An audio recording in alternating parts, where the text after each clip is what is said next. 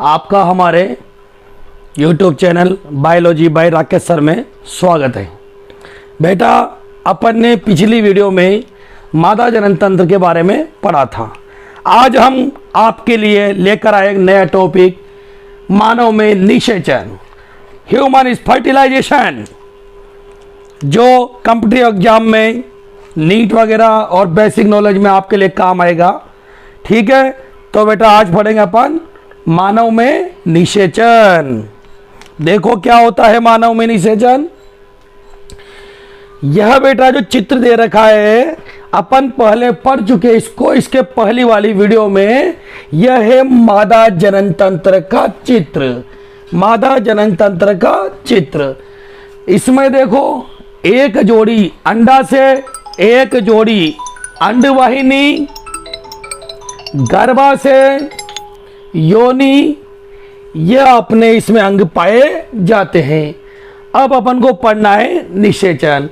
तो निषेचन ऐसे तो एक समीकरण बन जाती है बेटा, सीधी समीकरण बना सकते हैं अपन कि शुक्राणु प्लस अंडाणु बराबर निषेचन।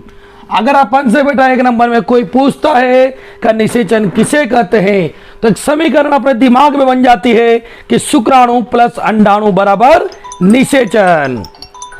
अब कैसे होता है यह निषेचन? मानव में जो नर है उसके शिश्न के द्वारा वीर्य को बाहर निकाला जाता है मादा की योनि में। तो वीर्य को जब, जैसे ये नर है, नर के द्वारा वीर्य बाहर निकला, इस नर के द्वारा वीर्य को बाहर निकलने की क्रिया को बोलते हैं अपन बेटा स्खलन। छोटा सा क्वेश्चन आ जाता है एक आध नंबर का, स्खलन किसे कहते हैं बेटा? तो नर के द्वारा वीर्य का बाहर उत्सर्जित करना, यह कहलाता वीर्य स्खलन। अब नर में एक बार में 3 से लेकर 3.5 मिली लगभग वीर्य निकलता है। तुम जानते हो बेटा वीर्य में क्या रहता है? वीर्य में शुक्राणु, शुक्रद्रव, प्रोस्टेट ग्लैंड का जो स्राव है वह रहता है। अब इस वीर्य को मादा की योनि में ट्रांसफर करना, अर्थात जो वीर्य निकला है इस वीर्य को मादा की योनि के अंदर प्रवेश कराना, यह कहलाएगा बेटा अपने वीर्य सेचन, वीर्य सेचन। ठीक है, एक तो पढ़ा अपन ने बेटा वीर्य स्खलन। वीर्य स्खलन का मतलब है कि नर के द्वारा वीर्य का बाहर निकलना, यह तो हो गया वीर्य स्खलन। अब आता है वीर्य सेचन। वो जो वीर्य निकला उस वीर्य को मादा की योनि में ट्रांसफर कराना, यह कहलाता है वीर्य सेचन। अब देखो बेटा यह क्रियाविधि होती कैसे है। ठीक है, नर के द्वारा करोड़ों संख्या में लगभग 20 से लेकर 30 करोड़ शुक्राणु एक बार वीर्य में स्खलित किए जाते हैं, लेकिन इन शुक्राणुओं में से सारे शुक्राणु अंदर प्रवेश नहीं करते हैं। इनमें से केवल एक शुक्राणु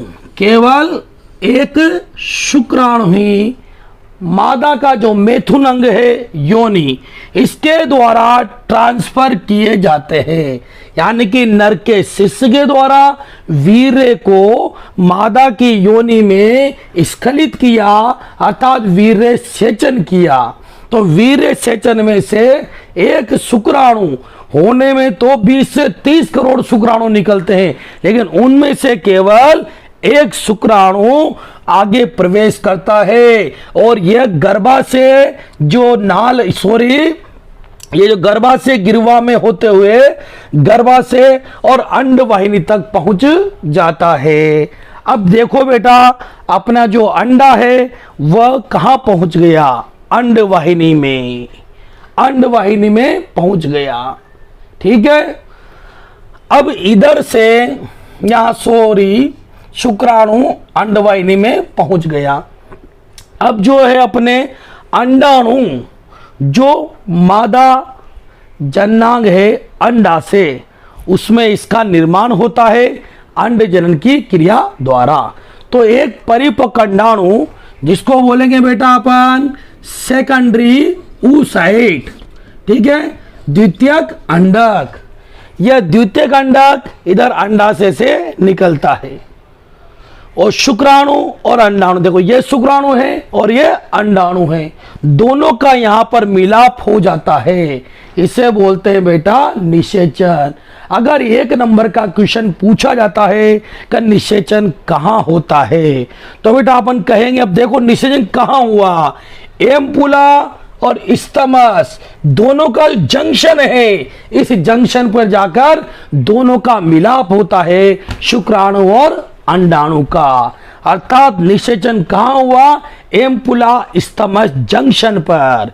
ध्यान रखना बेटा, निषेचन कहां होता है, एम्पुला स्टमस जंक्शन पर, ठीक है। अब ये देखो अपन ने देखा बेटा कि जो निषेचन के समय जो शुक्राणु अंडाणु की तरफ जा रहे हैं, तो ये किस प्रकार से उस अंडाणु को भेदते हैं, ठीक है। तो ये अपन यहां पर एक अंडाणु का डायग्राम बना लिया बेटा अपन ने।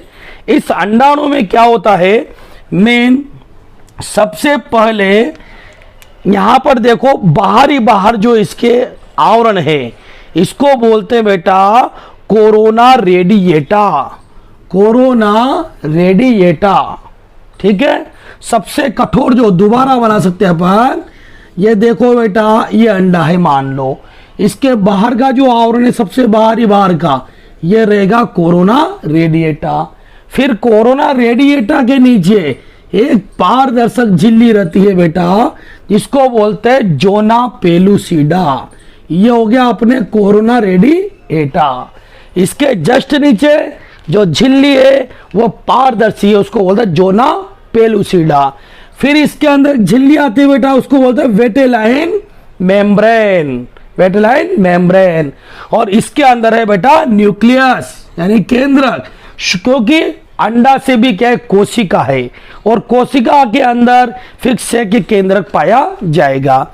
तो ध्यान से देखना बेटा कि बहुत सारी संख्या में शुक्राणु चलते हैं, ठीक, करोड़ों की संख्या में शुक्राणु जा रहे थे, लेकिन कुछ ही संख्या में वह योनि मार्ग के द्वारा एक शुक्राणु प्रवेश किया।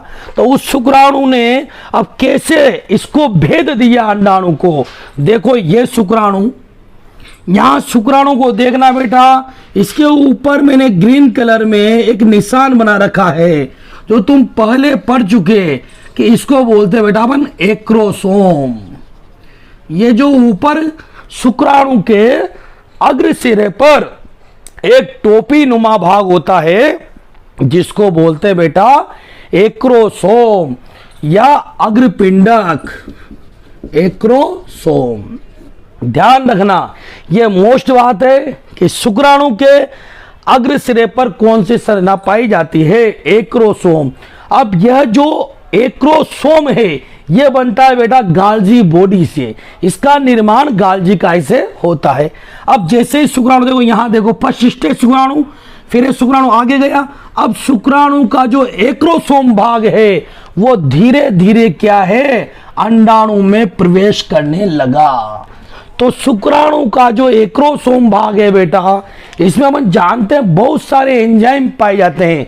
वो एंजाइम क्या करते हैं, ये जो अंडाणु है इनकी कलाओं को भेदने का कार्य करते हैं, इनकी कलाओं को भेदते हैं, अर्थात इनकी झिल्लियों को तोड़ते हैं। जब रास्ता होगा बेटा तभी तो शुक्राणु अंडाणु में प्रवेश करेगा।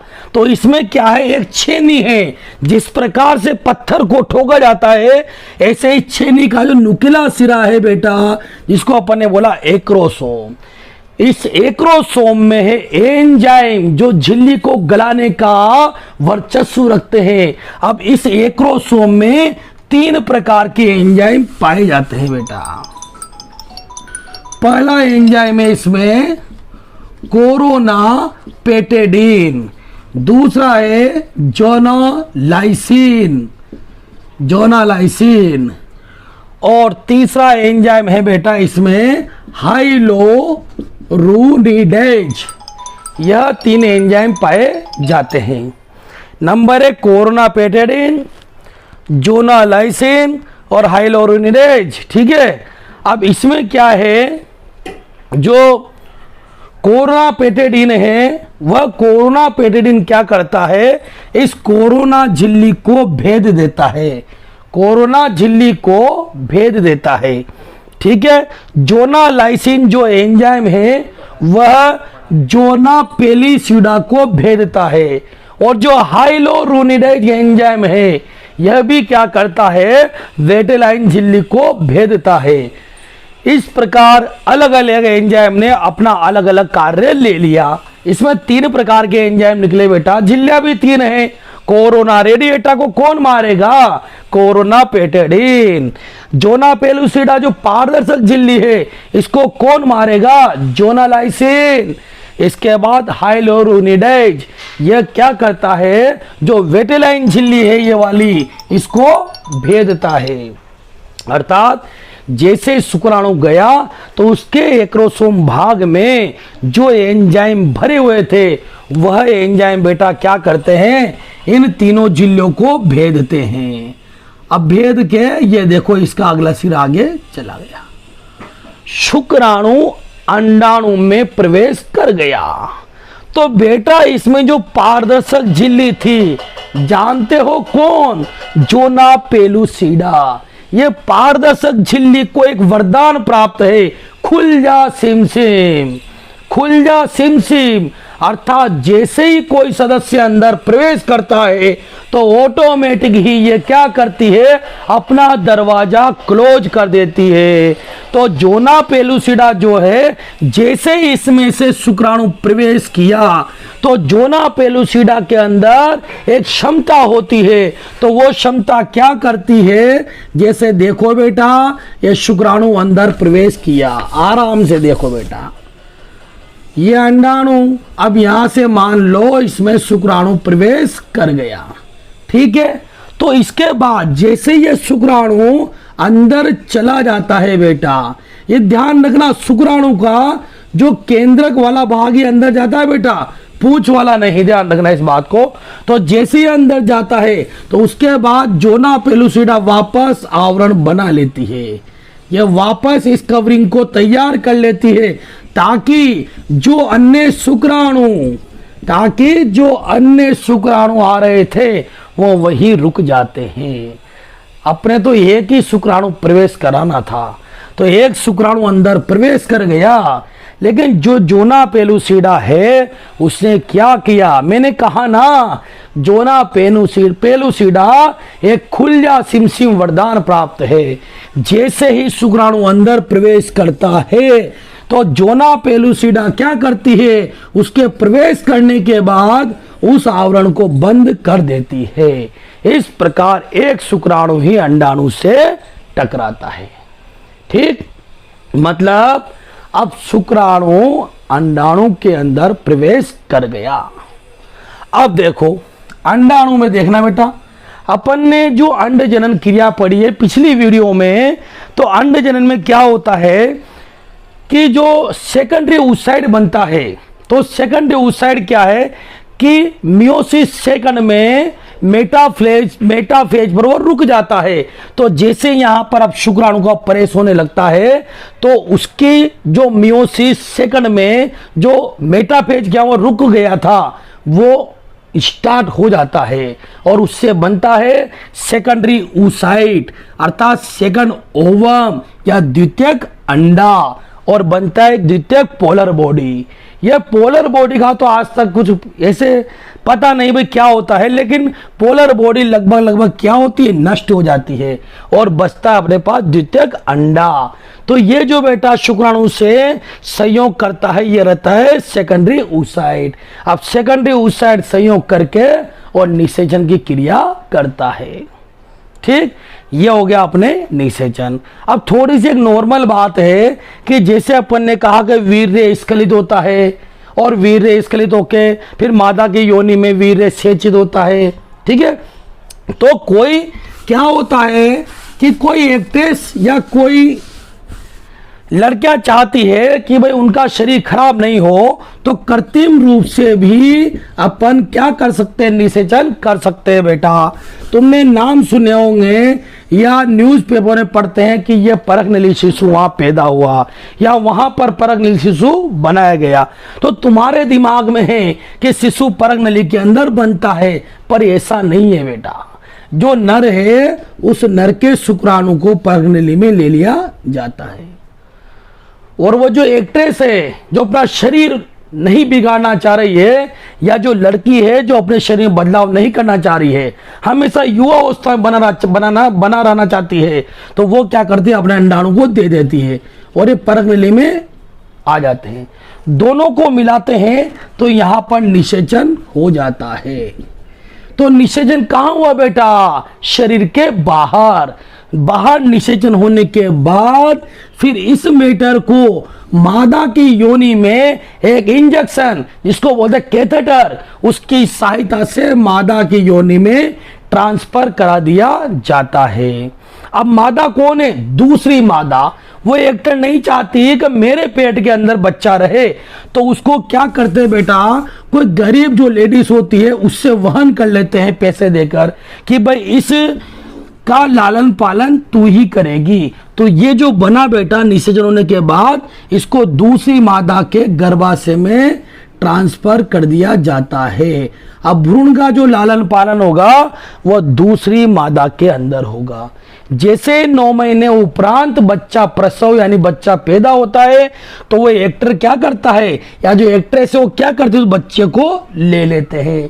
तो बच्चा किसके अंदर पला है, दूसरी माँ के अंदर। इसको बोलते हैं बेटा सोरोगेट मदर, धात्री माँ। फिर इसको पैसे देकर और इससे बच्चा ले लेते हैं। तो इस प्रकार अपन कृत्रिम निषेचन के द्वारा भी परखनली शिशु प्राप्त कर सकते हैं। ठीक है बेटा, ये आज की अपनी मानव के अंदर निषेचन पूरा हुआ। ठीक।